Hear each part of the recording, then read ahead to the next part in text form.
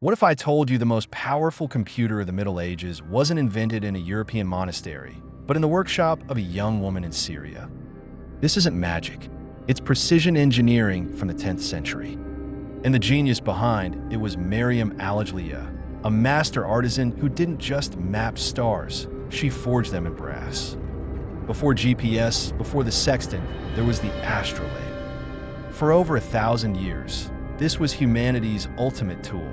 It told time by the sun and stars. It helped sailors navigate trackless deserts and seas. It found the direction to Mecca. It solved complex problems in astronomy and astrology. To own a fine astrolabe was to hold a universe in your palm. And in the bustling, scholarly city of Aleppo, under the rule of the mighty Hamdanid dynasty, the finest were made by a family of masters. Mariam was born into this world of angles and arcs. Her father, known only as Al-Ijli, the astrolabe maker, wasn't just a craftsman, he was a scholar mathematician. In his workshop, brass wasn't just metal, it was a canvas.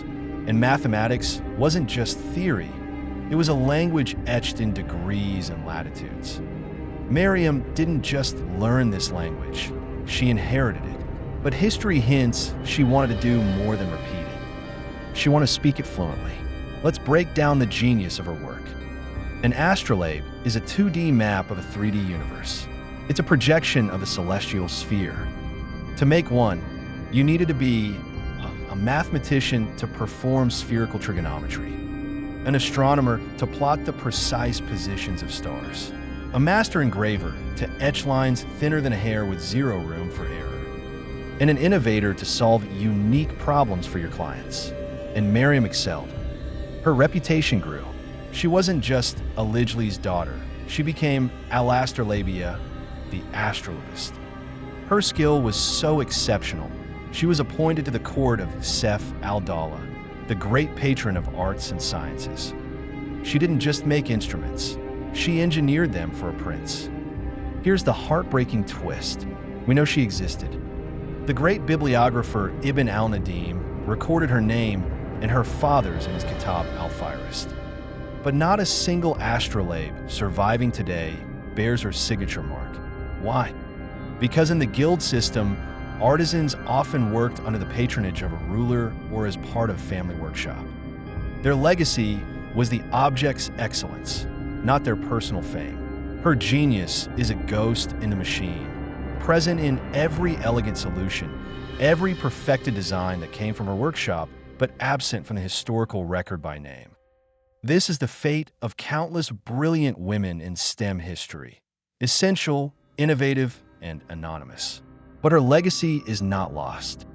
The knowledge she embodied, that fusion of art, science, and craft, traveled from Aleppo to al-Andalus, and from there into the heart of Europe. It fueled the Renaissance. It guided explorers. More importantly, Mariam Al-Asturlabi represents a powerful truth about the Islamic Golden Age, that the pursuit of knowledge, ilm, was a sacred path open to talent, regardless of gender.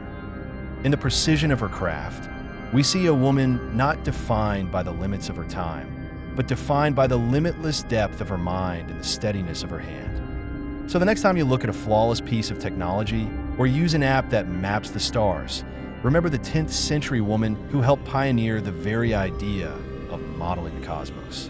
Mariam Al Ijliya reminds us that history's greatest innovators aren't always the ones who shout their names from the rooftops.